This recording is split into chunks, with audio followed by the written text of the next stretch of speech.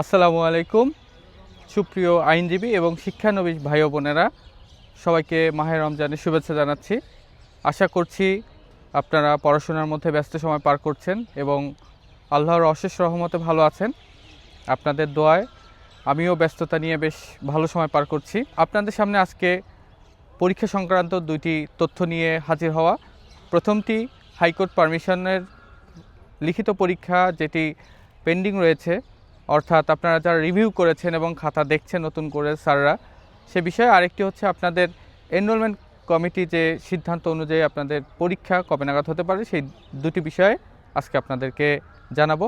তো প্রথম বিষয় যেটি হচ্ছে সেটি হচ্ছে হাইকোর্ট পারমিশন লিখিত পরীক্ষার যে খাতাগুলো রিভিউ করা হয়েছিল, সে খাতাগুলো এখনও স্যাররা দেখছেন।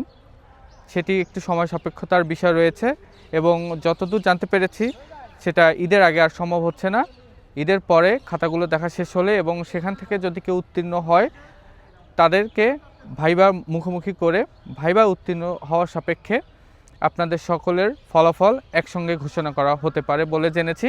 সবচেয়ে গুরুত্বপূর্ণ যে বিষয়টি এবং অনেকেরই জানতে চাওয়ার যে প্রশ্নটি, একটি ধারণা করা হয়েছিল যে 25 তারিখে পরীক্ষা হতে পারে, একটি তারিখ নির্ধারণ করা হয়েছিল, সম্ভাব্য তারিখ।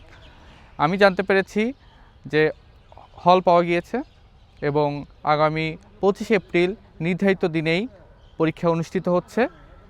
এই বিষয়ে আপনাদের যে অ্যাডমিটের প্রস্তুতি রয়েছে বা অন্যান্য যে প্রাসঙ্গিকতা রয়েছে তা বার কাউন্সিল সময়ে সময়ে আপনাদেরকে নোটিশের মাধ্যমে জানিয়ে দিবে।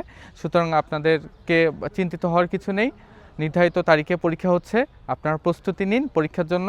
আশা করি আপনারা সফলকাম হবেন। এই ছিল আজকের মতো আপনাদের জন্য আমার বার্তা। ভালো থাকুন সবাই।